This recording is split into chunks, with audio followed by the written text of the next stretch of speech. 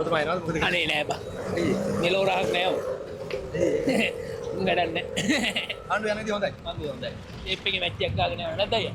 ඔව් වැඩක් නෑ බා. අවුරුදු ගාණක් කරා සෙට් වෙන්නේ නෑ. ඒ අල්ලගෙන ආන පට්ටියක් ගාගෙන ඉන්නවනේද? ඒකට යන්න ඕනේ ලැස්තිමක් නා බලන්න. ඒකට මොකද එයාලගේ අදහස් තියෙනවනේ එක එක්කෙනාගේ. ඒ මතිමතන් ඒවා දැනගන්න ඕනේ.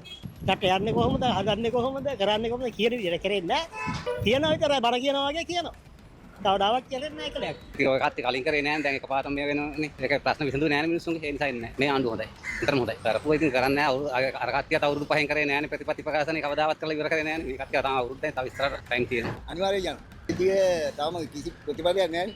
ඒ යන විදිහටම යනවා අනිවාර්යයෙන්. ඒ කියන්නේ මේ අතුලට දැම්මට ආපහු එළියට එනවා. ඒ මිනිස්සුන්ට දන්නවම නැහැනේ කිසිම. ඒක අපිට කියන්න බෑ. අපිට ආරංචි හැටියට හර්ෂ එනමයි කියලා ආරංචියක් තියෙනවා. අනිවාර්යයෙන්ම යනවා. ඔය ගැටලුවකුත් නැහැ ඉන්න තියෙනවා නම් හොඳයි. ඒ වගේ දේවල් වලට අපිට වල වෙලාවක් නැහැ ඉතින් වැඩනේ. වරදක් නැහැ ඉතින් කියන්නේ නේද? යන විදිය හැමෝටම හොඳයි. තව ඉස්සරහට හොඳ වෙන්න කියලා වෙන්න කියලා පතනවා. ඒක ඉතින් අපි ඉපදුණු දවස් ඉඳලා ඔය ප්‍රශ්නේ තියෙනවානේ. පක්ෂ බෙදාගෙන නේද?